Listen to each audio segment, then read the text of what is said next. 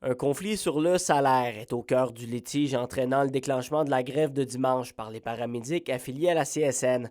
Une avance salariale de 5 leur avait été présentée auparavant par le gouvernement. Ils veulent nous enlever le 5 d'avance qu'ils nous ont donné. Ça, dans un premier temps, c'est non acceptable, un recul comme ça. Vous savez, c'est pas de gaieté de cœur qui ont parti de la grève, les paramédics. Ils n'ont pas envie de faire la grève. En région, c'est 112 ambulanciers paramédicaux qui sont touchés.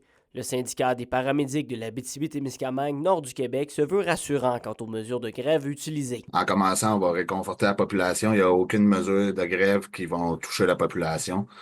Nos moyens de pression présentement, c'est tous des moyens de pression administratifs. On a arrêté de faire la facturation pour les ambulances. Vous le voyez en Abitibi, on est toujours en bris de service, hein, on manque d'ambulances, il y a des appels en attente. Ça ne changera pas, mais ce n'est pas la grève qui va faire qu'il va avoir de difficultés à répondre aux appels, là. Sur le réseau social X, la présidente du Conseil du Trésor, Sonia Lebel, affirme que le 17,4 d'augmentation salariale visée était accessible en échange de contrepartie.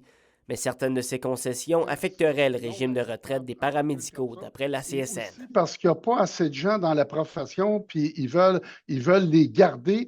Donc, ils veulent imposer des pénalités actuarielles aux gens qui vont prendre leur retraite pour les obliger à rester plus longtemps. Vous comprendrez, c'est pas le même qu'on va attirer des gens dans la profession. Pour permettre aux paramédicaux de faire du piquetage et augmenter la pression du côté administratif, les cadres devront prendre du temps en ambulance dans les prochaines semaines. À partir de la deuxième semaine, les cadres vont être obligés de travailler pour faire le maintien des services essentiels à défaut de 4 heures par semaine. La durée de la grève est toujours indéterminée. Ce mercredi, le syndicat des paramédics de l'Abitibi-Témiscamingue nord du Québec organisera une conférence de presse à Rouyn-Noranda pour faire le point sur la situation. William Maillé, RNC Nouvelles.